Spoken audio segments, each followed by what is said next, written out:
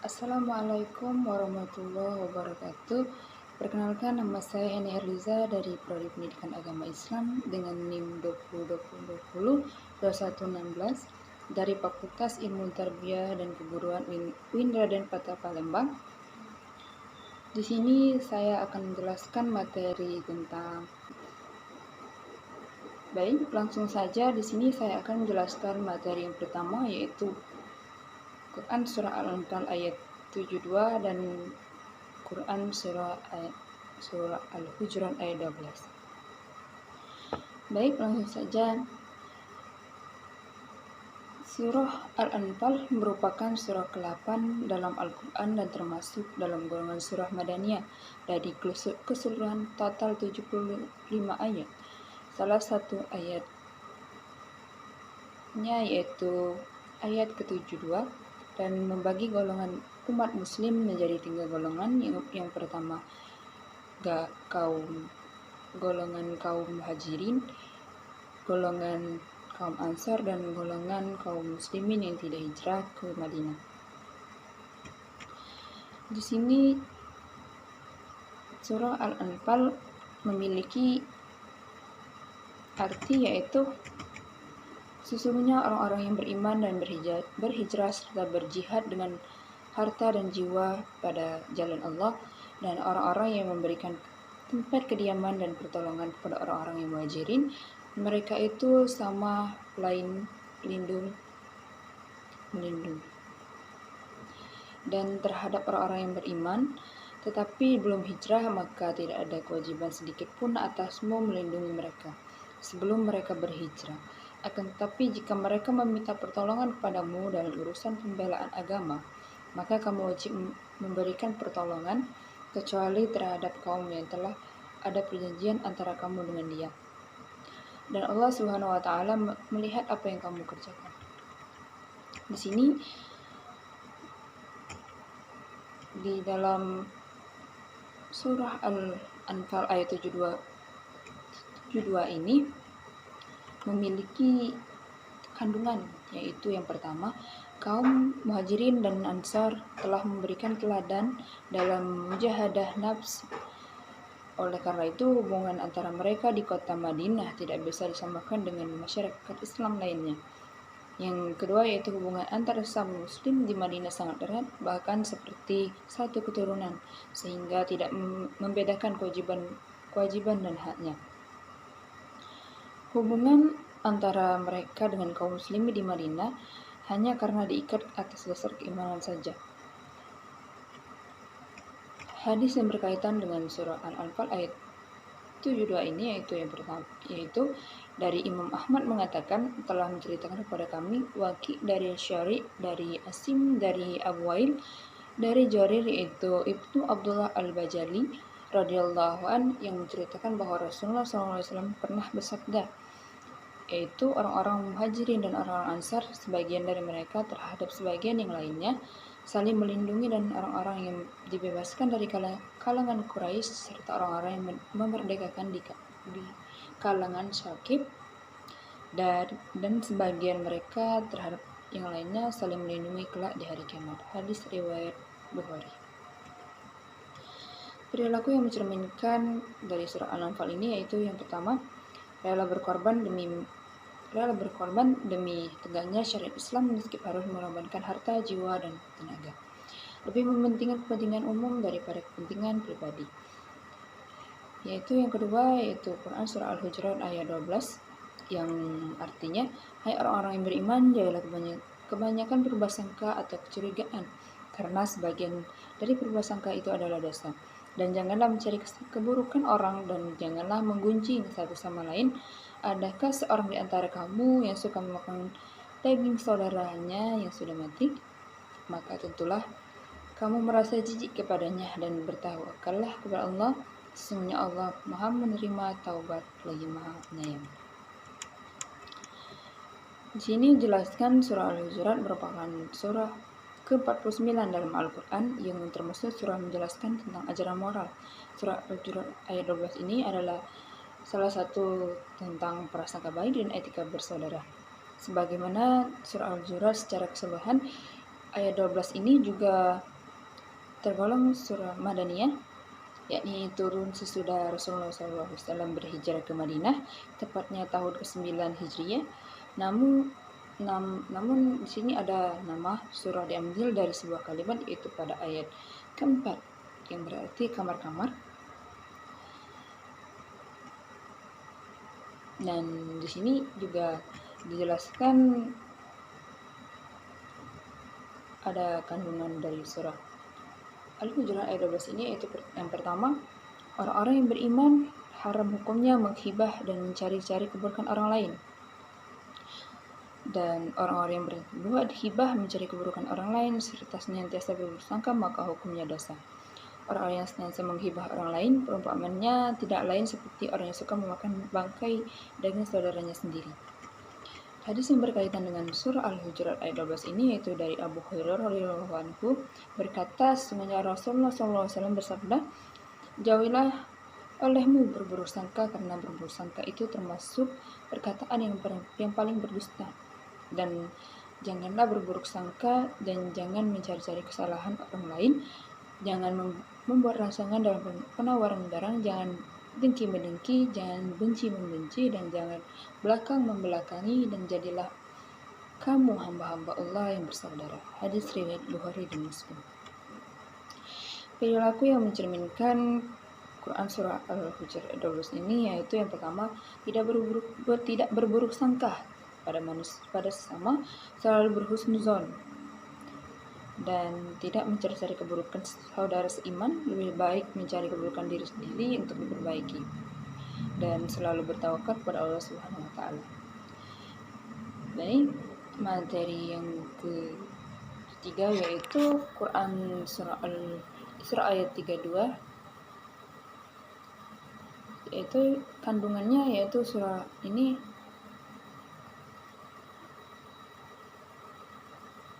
surah Al-Isra ayat 32 melarang zina dengan larangan yang sangat jelas. Jika banyak hal haram dilarang, zina bukanlah hanya dilarang namun juga dilarang mendekatinya. Ibnu Katsir menjelaskan Allah Subhanahu wa taala melarang hamba-hambanya berbuat zina, begitu pula mendekatinya, dan melakukan hal-hal yang mendorong dan menyebabkan terjadinya perzinahan. Dengan artinya, dan janganlah kamu mendekati zina, sesungguhnya zina sesuatu perbuatan yang keji dan sesuatu yang buruk. Dalam pandangan ulama mazhab terdapat perbedaan dalam menentukan pengertian zina sebagai berikut. Menurut mazhab Malikiyah, zina adalah persetubuhan yang dilakukan seorang mukallaf pada kemaluan manusia yang tidak memiliki padanya dengan sengaja. Dan menurut mazhab Hanafiyah, zina adalah persetubuhan yang dilakukan laki-laki atas perempuan pada hubul, bukan milik, nikah yang sah, dan adanya syubhat milik. Yang kedua yaitu Quran surah keempat, yaitu Quran surah An-Nur ayat 2, yaitu yang artinya pezina perempuan dan pezina laki-laki adalah masing-masing dari mereka, dari keduanya sehingga 100 kali, dan janganlah rasa belas kasihan terhadap keduanya mencegah kamu untuk menjalankan agama hukum Allah jika kamu beriman kepada Allah dan hari kemudian, dan hendaklah pelaksanaan hukum mereka disaksikan oleh sebagian orang-orang yang beriman. Nah, di sini juga menjelaskan kandungan surat An-Nur ayat 2 ini, yaitu yang pertama, dalam ayat ini begitu jelas bahwa Allah Subhanahu wa taala melarang keras untuk berbuat zina, baik pelakunya itu laki-laki maupun perempuan. Pelarangan pembuatan zina ini hikmahnya agar kehormatan manusia dapat terjaga secara sempurna. Pelaksanaan hukuman hendaknya disaksikan oleh sebagian orang yang beriman. Dengan begitu bisa menjadi efek jerah bagi orang lain. Materi yang keempat yaitu Az-Zumar ayat 39 dan At-Taubah ayat 105.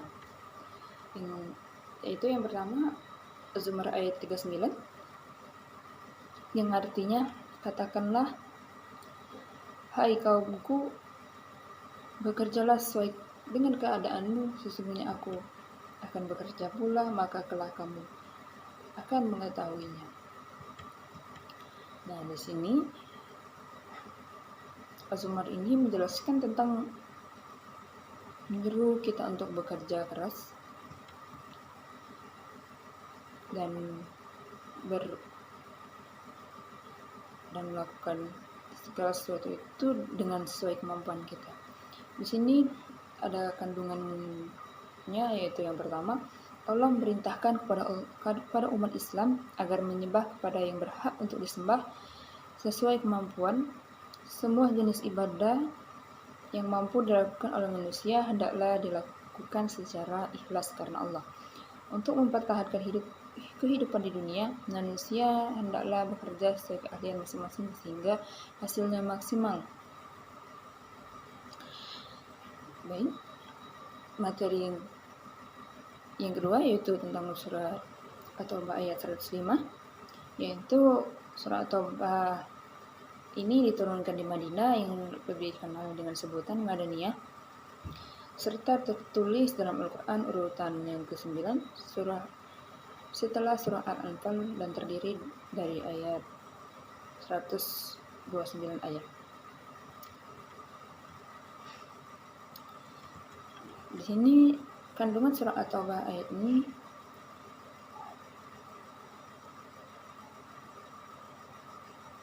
ada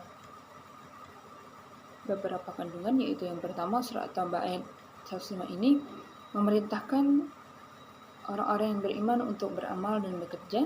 Sebaliknya, orang yang beriman dilarang bersikap malas dan membuang-buang waktu. Dan yang kedua, Allah Subhanahu wa Ta'ala melihat dan menilai setiap amal hambanya, karena setiap amal harus dilakukan dengan ikhlas, bukan karenanya itu riya seperti, dan mengharapkan pujian dari manusia. Baik, materi yang kita lanjut, materi yang kelima yaitu Quran surah Yunus ayat 40 sampai 41 dan Al-Maidah ayat 32. Baik, materi yang pertama surah Yunus ayat 40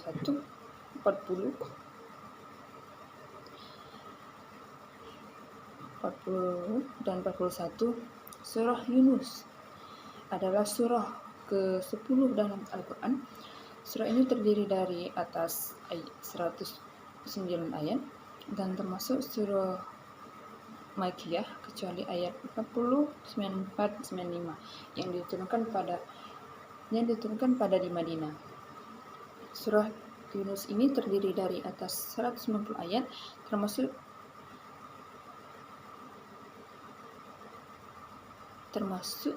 yang diturunkan pada masa Nabi Muhammad SAW berada di Madinah. Surat ini dinamai surat-surat Yunus karena dalam surat ini terutama ditampilkan kisah Nabi Yunus alaihissalam dan pengikutnya yang teguh imannya. Quran surah Yunus ayat 40 yang artinya, dan di antara mereka ada orang-orang yang beriman kepada Al-Quran dan di antaranya ada pula orang-orang yang tidak beriman kepadanya. Tuhanmu lebih mengetahui dan orang-orang yang berbuat kerusakan. Quran surah Yunus ayat 41 dan artinya, jika mereka mendustakanmu maka katakanlah, bagiku pekerjaanku dan bagimu pekerjaanmu.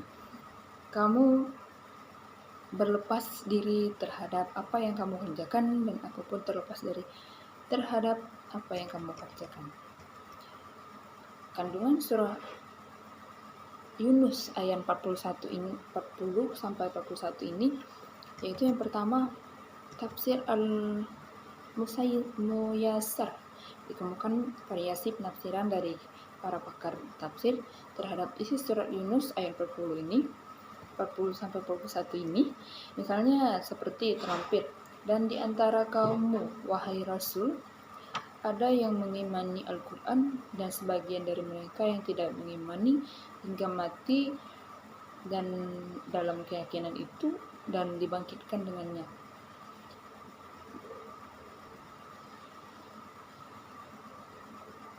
dan Tuhanmu mengetahui orang-orang yang melakukan kerusakan yang tidak beriman kepadanya dan orang-orang dorongan kezaliman, penentang dan kerusakan. Lalu Allah memberikan balasan kepada mereka atas kerusakan mereka yang terbuat dengan siksa yang sangat keras.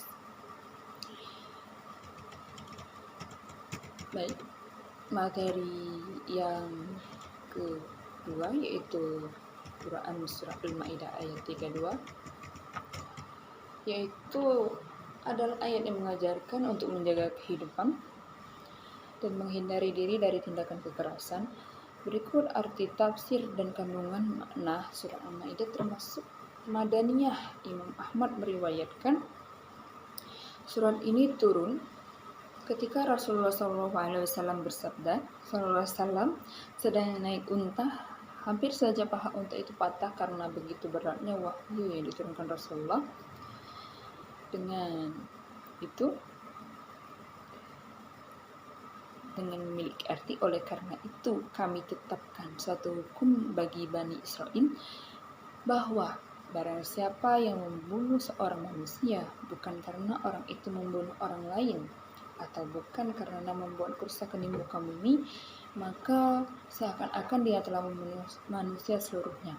Dan barang siapa yang memelihara kehidupan seorang manusia, maka seolah-olah dia telah memelihara kehidupan manusia semuanya. Dan sesungguhnya telah datang kepada mereka Rasul-Rasul kami dengan membawa keterangan-keterangan yang jelas. Kemudian di antara mereka sesudah itu sungguh-sungguh melampaui batas dan berbuat kerusakan di bumi. Nah, di sini ada beberapa kandungan dari surah Al-Ma'idah ayat 32 ini. Yang pertama, membunuh merupakan dosa besar. Membunuh satu orang tanpa alasan yang dibenarkan seakan-akan membunuh manusia seluruhnya. Dan yang kedua, memelihara nyawa manusia berpahala besar. Memelihara satu nyawa seakan-akan memelihara kehidupan manusia seluruhnya. Yang ketiga yaitu surah Al-Ma'idah ayat 32 ini menunjukkan bahwa Islam mengajarkan umatnya untuk menjaga kehidupan dan menjauhi ketindak kekerasan. Baik, itu saja materi yang ke-5, yaitu kita lanjut materi yang ke-6, yaitu surah Al-Imran ayat 190 sampai 191 dan surah Ali Imran ayat 159. Baik, di sini bahasan yang pertama yaitu tentang Al-Imran ayat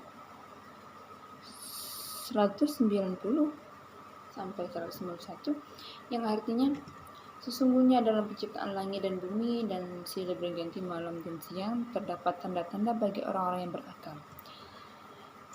Nah, ayat yang artinya selanjutnya yaitu orang-orang yang mengingat Allah sambil berdiri dan duduk atau dalam keadaan berbaring. Mereka memikirkan tentang penciptaan langit dan bumi seraya berkata, ya Tuhan kami, tiada Engkau menciptakan ini dengan sia-sia, maha suci Engkau, maka peliharalah kami dari siksa neraka. Di sini dalam Quran surah Al-Imran ayat 90, 190 dan 191 ini terdapat nilai pendidikan yang bisa kita ambil dari surah ini, yaitu yang pertama, perenungan atas segala penciptaan. Allah SWT mempelajari dan merenungkan semua fenomena alam ciptaan Allah, bukan sekedar untuk mengetahui rahasia-rahasia yang ada di dalamnya, melainkan sebagai wujud bersyukur atau upaya mendekatkan diri dan mengabdi kepada Allah Subhanahu wa taala yang Maha Esa. Dan yang kedua, berpikir disertai berzikir. Hakikatnya manusia tidak cukup hanya dengan berpikir saja, melainkan harus disertai dengan zikir, yakni selalu mengingat Allah dalam situasi apapun dan mengingatkan segala sesuatu itu pada kebesaran Allah dan dengan segala cara. Baik. Selanjutnya Al-Quran surah Al-Imran ayat 159 dengan artinya yaitu, maka berkat rahmat Allah engkau Muhammad berlaku lemah lembut terhadap mereka. Sekiranya kamu bersikap keras dan berhati kasar, tentulah mereka menjauh diri dari sekitarmu. Karena itu memaafkanlah mereka dan memohonlah ampun untuk dalam urusan itu. Kemudian apabila engkau telah membuat tekad, maka bertawakallah kepada Allah. Sesungguhnya Allah mencintai orang-orang yang bertawakal. Baik, di sini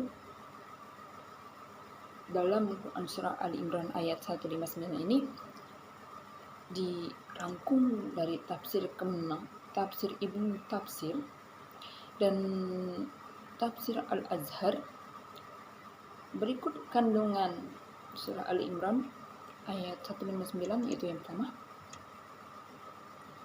Rasulullah SAW tetap bersikap lemah lembut dan tidak marah kepada sebagian kaum muslimin yang melakukan pelanggaran, dan keadaan sebagian muslim yang melakukan pelanggaran dan genting perang Uhud. Bahkan beliau memaafkan dan memohonkan apapun untuk mereka. Dalam tafsir Ibnu Katsir, sikap lemah lembut yang ditujukan Nabi Muhammad SAW adalah salah satu rahmat Allah kepada makhluknya. Perilaku tersebut patut diteladani umat Islam pada saat ini. Yang kedua yaitu sikap lemah lembut, rasa rahmat, belas kasihan, dan cinta kasih sayang yang ditanamkan oleh Allah SWT pada Rasulnya. Ini mempengaruhi sikap beliau dalam memimpin. Sikap tersebut mempengaruhi cara kepemimpinan seorang. Baik, itu saja dari Al-Quran surah Ali Imran ayat 59. Baik, kita lanjutkan materi kita. Materi yang ketujuh yaitu materi kandungan surah Al-Luqman ayat 13 sampai 14 dan Al-Hujurat ayat 10. Baik, di sini kandungan surah Al-Luqman ayat 13 dan 14 yang merupakan salah satu nama yang diabadikan dalam Al-Quran sebagai nama surah. Keistimewaan Luqman dicerminkan sebagai sosok yang arif dalam mendidik anak. Dan di sini juga terdapat kandungan Quran surat Al-Luqman ayat ini,